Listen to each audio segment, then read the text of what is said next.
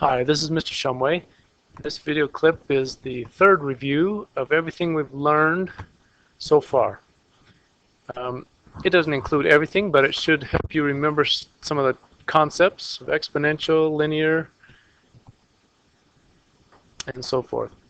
So to cover a floor of a room that is 13 feet by 24 feet, you will need how many square feet of carpet? So this one is 13 by 24. So 13 times 24 gives us 312 square feet of carpet.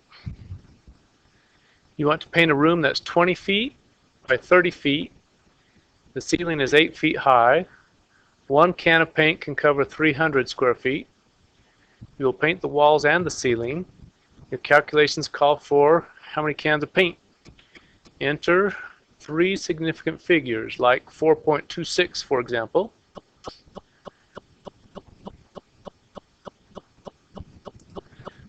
So if we look at one wall is 30 feet long and 8 feet high. 3 times 8 is 24. So there's 240 square feet on that wall. There's two of those.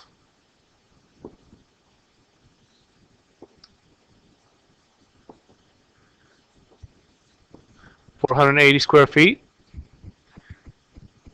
There are two walls that are 20 by 8. So 2 times 8 is 16. 20 times 8 is 160. There's two of those walls.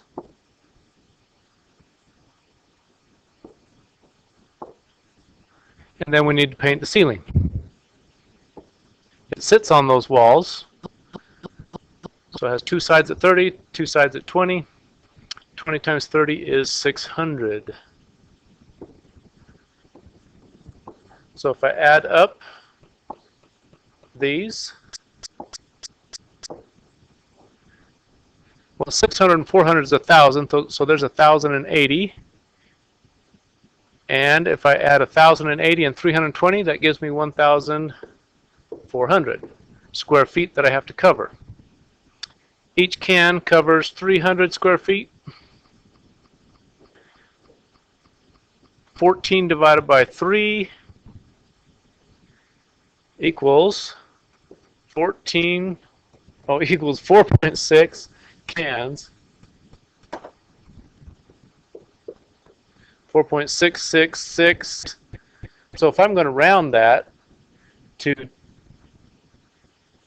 I can put in that number and keep going with the sixes if I want, or I could round it and just do the first three significant figures. This should be close enough.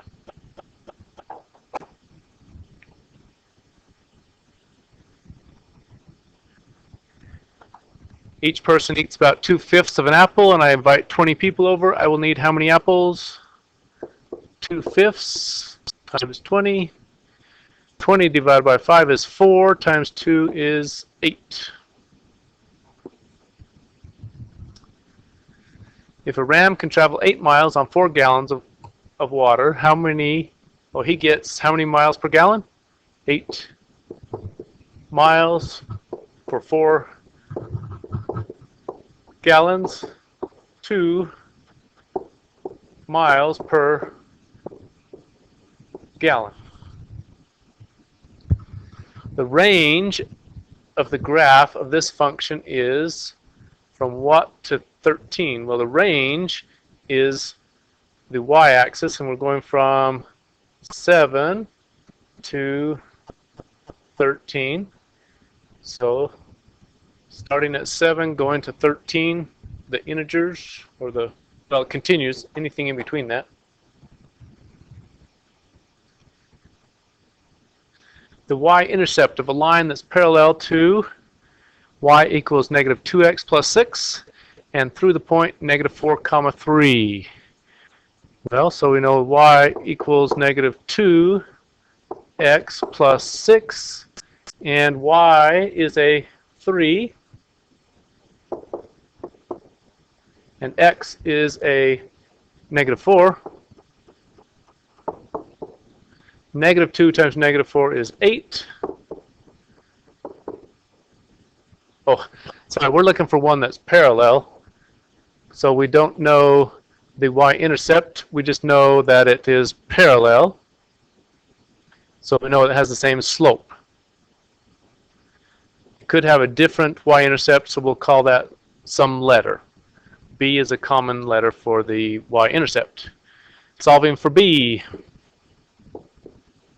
3 minus 8 is negative 5.